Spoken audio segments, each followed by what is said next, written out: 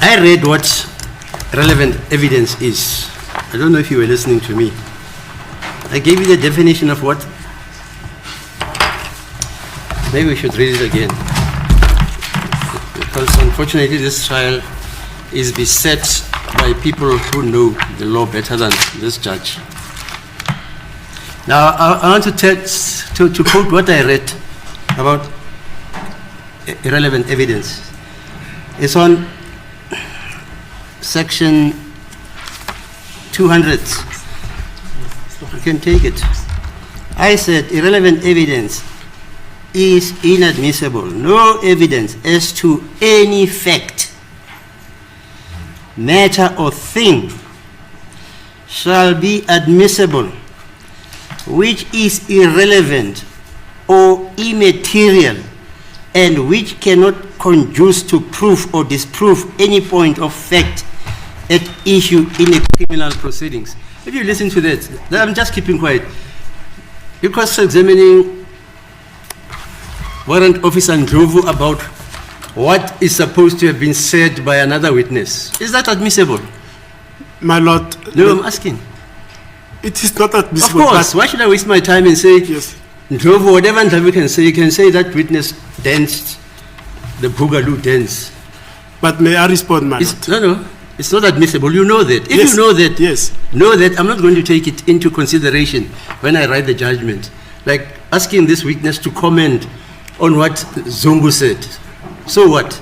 I mean that. But if you listen to the description I gave about irrelevant evidence, which is not conducive and is immaterial to prove anything, if you read your Criminal Procedure Act concerning evidence, you will know that. My Lord, let me briefly respond so that it's on record. Fine.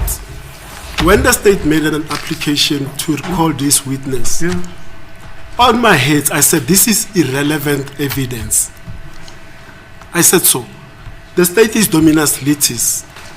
They've gone on this trajectory. And if I sit down, my fear is this. Later on, they'll say, I never crossed on this and I let it slide. Yeah, not this judge. Yes. So I may leave that because I knew that this is irrelevant evidence. If you listen to the evidence which I read to you, Dr. and Mr. Baloyi, I read that, and then I also read what Torpedo and Panza says. He says the word relevant meant that any two facts to which it is applied are so related to each other that according to the common course of events, one, either taken by itself or in connection with other facts, proves or renders probable the past, present, or future existence or non-existence of either. Clearly, then, the question relating to relevance may not be resolved by resorting to juridical formulae, but rather to reason and common sense. For as Schreiner said, who I said it would have been our Chief Justice, observed relevance is based upon a blend of logic, experience, lying outside the law. So and I saw his expression, because he's an experienced warrant officer. When he was asked to comment on what Zungu said. Exactly. Yeah, he knows. I mean, Zungu, yes. Because me, I'm an analyst. Yes. But I let it pass because I'm told I'm interfering. And I also objected at the beginning of the evidence in chief. I said, we are only calling these respectable gentlemen for this. Then he was led on what Zungu, Mohola, whoever, there were three passages that he was referred to read. Let's go on, sir. As the court places, my Lord, I mean, that's it for that. Nemibuzo-ke ufakazi ayihlonywayo-ke ukuthi-ke utshelwa ngokuthi uZungu washo lokhu, uZungu akazasho lokhu.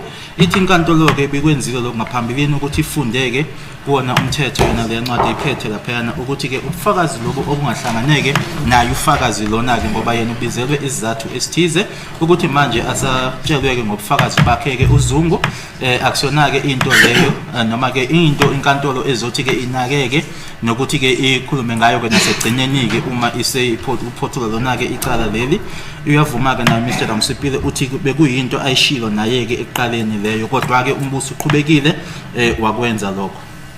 Now, warrant officer, let me move on to this aspect. The last photographs on pages 17, 18, and 19 of Exhibit DD4B.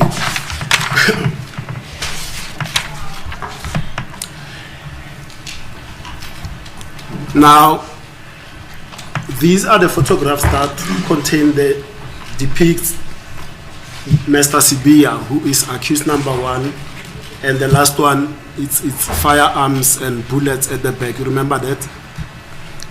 Yebo ngiyakhumbula ke le ithombe ngikhuluma ngazo lezi ezintathu ke zokugcina ezimbili ke zinaye ke umnumzana uSibiya bese kuthi ke esogcina ilesi esineyibhamu nezinhlamvu. Now on this one, Mr. Ntanzi instructs me as follows, and that should it be necessary for him to testify, he will come and tell this court regarding these three photographs as follows. Uthi ke umnumzana uNtanzi uma isidingo singakhona ke mayelana nale ithombe lezi ezintathu ke uzoza azosho lokho okulandelayo. That he does not know how the photos of Mr. Sibia, that the photos 17, 18 came to be in his SD card, as he did not share photos with Mr. Sibia. Ukuthi ke akazi ukuthi kwenze kanjani ukuthi ithombe lezi ezimbili zakhe umnumzana uSibiya zibe khona ke kwi SD card yakhe ngoba akaze ke badluliselane ithombe yena naye umnumzana uSibiya. I'm listening. Okay. And furthermore, that he does not even want to proffer an explanation in this court as to how they ended up in his SD card, as that will be later on be held against him. So he does not know, and he doesn't want to prefer a speculative answer on this aspect. Nokuthi ke akafuni nokuthi ke achazeke ukuthi kwenzeka kanjani ukuthi ithombe lezo libe khona ke kwi SD card yakhe ngoba into leyo isingasetshenziswa ke manje ke ngakuyena ngakho ke uthi ke akazi nje ukuthi kwenzeka kanjani ukuthi libe lapha yana ithombe zikaSibiya. I'm listening. And regarding photograph 19, the one with the firearms and the bullets, it says he has never downloaded photographs of this nature in his cell phone or in his SD card, and as such, he does also don't know how this ended up in his SD card. Nokuthi futhi ke mayelana ke nesithombe lesi sokugcina u19 ilesi ke esineyinhlamvu kanye futhi ke nazo ibhamu naso ke leso sithombe uthi akazi ukuthi kwenzeka kanjani ke sibe kuyona ke ifone yakhe noma ke iSD card yakhe nanje ngoba futhi engakaze a download lesi sithombe. I heard you. That will be my interaction with you on these photos 17, 18 and 19. Iloko ke ngakusho kwena ke mayelana nale ithombe lezi ke u17, u18 no19. Now regarding the balance of the photographs, Mr. Ntanzi does admit that the person depicted there on it's him. Mayelana ke nezinye ithombe lezi ke uyavuma ke uNtanzi uthi yebo umuntu loyana ubonakala kuzona uyena. And the features, as you place them on record as well, those are his features as depicted on those photos at the time they were taken. Naloko kushilo okuchazileke uthi ubona lokho kwisithombe nalapho ke uyavuma ke ukuthi yebo impela ke uyena loyo futhi naloko kushilo ukuthi ke ikona okubonayo ezithombeni. Now, warrant officer, you've testified that you have analyzed, I'm not sure where, did you also do the downloading or you only did the analysis? Ingabe ukudownloada nakwakwenza okanye kwaba nje ucwaningo kuphela ianalysis right? Did you do analysis? Wenza ucwaningo wenza analysis? No, my lord. I was listening. This old man listens. Says he never did any analysis. I explained. Ngichazile into engayenza i-extraction yale CD esikhuluma ngayo la. what I did was the extraction of the CD that we are talking about here. And then mangikhumbula kahle izolo ngibuza ukuthi ithombe le album ya prepare bana I said akusimangazi. And yesterday I was asked as to who prepared the photos as well as the album, and then my response was, I don't know.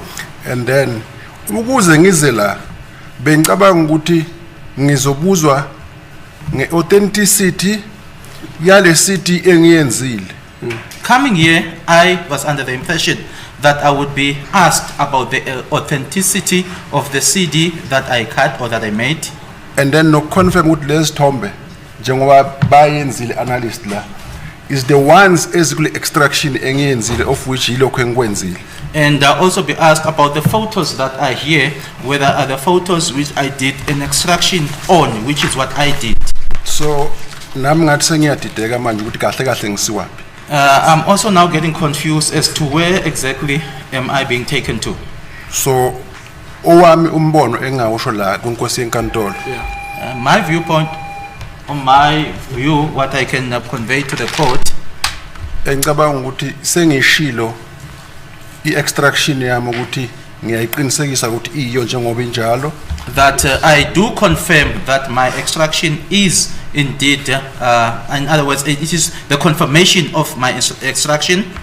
Engingana nkinga mangabe bafuna ukuyiconfirm whoever angeza ayiconfirm esibona ukuthi iyamatcha yonke and then into engishoyo. And I also don't have a problem that whoever would like to see that or to come and confirm that as to whether indeed does it correlate or does it match, or whether it is what I am saying. Izolo ngiphinde ngabuzwa futhi nge-chain of evidence of which ngiphinde ngayichaza futhi njengoba iphelele so angibonanga nine challenge kuyo. Yesterday I also explained the chain of evidence. I also did not see any challenge in it.